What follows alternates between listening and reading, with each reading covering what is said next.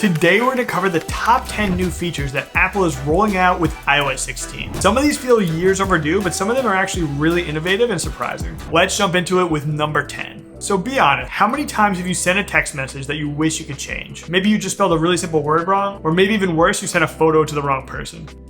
If only you could change it like you've been able to do on Discord or Telegram for literally years. Well, now iOS 16 is going to let you edit your messages within the first 15 minutes of sending them. You can even delete them completely.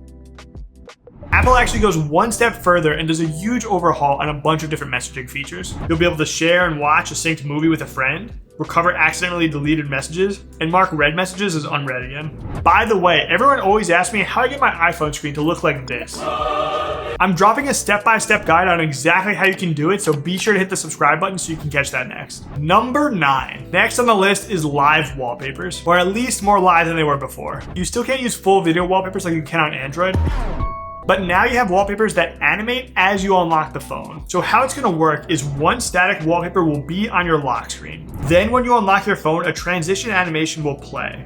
And finally, you will finish on a second static wallpaper for your home screen. So this still doesn't really hold up, even against like a $200 Android phone. So for me, this one's still a little bit disappointing. Like, Apple could have gone one step further and given us an actual animated home screen. It is a step in the right direction, but maybe we'll get this in iOS 17. So number 8, this one really feels like we're in the future. So iOS 16 lets you interact with the pictures and video on your phone in like deeper and more meaningful ways than ever before. This means a lot more than it actually sounds like, so let me break it down. First, you can do basic things like copy and paste text from a paused video, or tap to do a Google search on text in a video. But it gets much more interesting than that. So for example, let's say you have a photo of your cat on your phone. You can now tap and hold the picture of your cat, and this will remove the background and allow you to drag and drop the subject of the photo in lots of places, like messages, for example. Live currency conversion and live translate is also available now. So say you're in a foreign country at a restaurant. You can now hold up your camera to the menu and your phone will convert the currency and language of the menu both in real time. It's actually insanely useful. Number 7. Right now, if you want to find new wallpapers all the time, you go to the App Store and download a free wallpaper app, and you get hit with an ad literally every single time you click a button.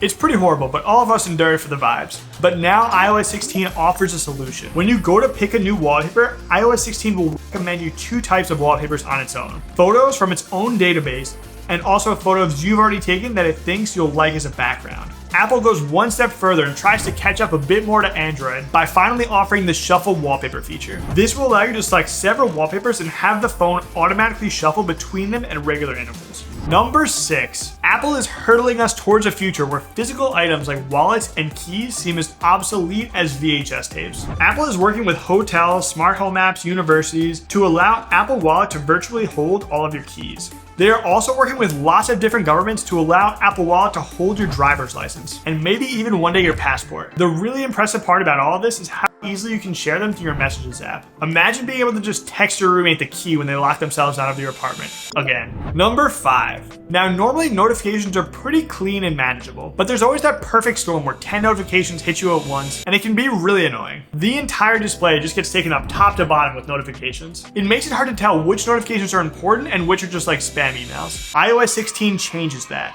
Notifications will now take up a lot less of your display. By default, they'll be consolidated to the bottom area of your phone, and only the most recent notification will be visible unless you tap. Then you'll be able to scroll through them. It'll be a little bit of a weird change that notifications are becoming from the bottom now instead of the top, but we'll have to see how that feels when it comes. Number 4. Gone are the days when we had to send money, we have to take out a check and start writing for 5 minutes. Today we have Venmo, Cash App, PayPal, we have all this stuff. But iOS 16 is looking to take it one step further. Now you'll be able to send or receive money simply by tapping your smartphones together. This is going to be through an update to Apple Pay. Apple Pay in iOS 16 has one more feature that makes it actually surpass Venmo and Cash App, as controversial as that is. What this means is that when you buy with Apple Pay, you will have the option to let Apple pay for the item in its entirety. Then in 4 payments over 6 weeks, you pay Apple back. No interest and no fees. It's actually a really nice feature. Number 3. Now let's talk about the group photo problem. We've all been there where 4 or 5 people have come together and they're doing something for the day. Maybe they're at a football game, maybe they're having dinner, they're doing something. Everyone in the group is taking their own photos and their own photos are just getting saved to their device. This means that throughout the day, everyone's asking, can you send me this photo? Can you send me that photo? circle and all these messages are going around in a circle. iOS 16 changes that. You can now create a shared iCloud photo library. So everyone in the group can collectively upload to this one folder as they take pictures, instead of sending 19 photos via text 4 times to each person individually. You even have the option within the native camera app to set a photo to be directly uploaded to the shared library. At the moment, there's a limitation on this where only 5 people can be added to a shared photo library at once, but this is still a really good step in the right direction. Number 2. iOS 16 has given FaceTime a nice overhaul to make it feel a lot smoother and a lot more dynamic. The big one is called Handoff. It lets you move FaceTime calls seamlessly from your iPhone to your Mac or to your iPad or to any device you want. When you hand off a call, your connected Bluetooth headset transitions you to the new device without you needing to do anything extra. There's also a few new extra flashy features as well. Live captions being displayed in real time of whoever you're speaking with,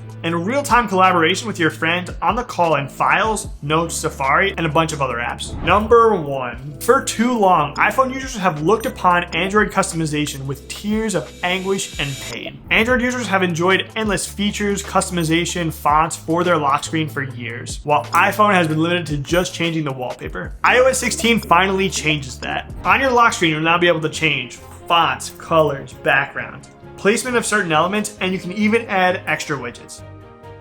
I'm a big fan of customization, so let's talk about the widgets first. Now you'll be able to control both the placement and sizing of widgets on your lock screen. They're also not just copy-paste home screen widgets, but they're a totally new widget that is aesthetically purposed for the lock screen. Another particularly flashy lock screen feature is iOS 16 can detect the depth of field in portrait mode photo. Then it can sandwich the clock between the main subject of the photo and the background. But I have an even better tech video I'm about to go and shoot right now. Be sure to subscribe if you don't want to miss that one. Thanks again for watching and see you guys in the next one.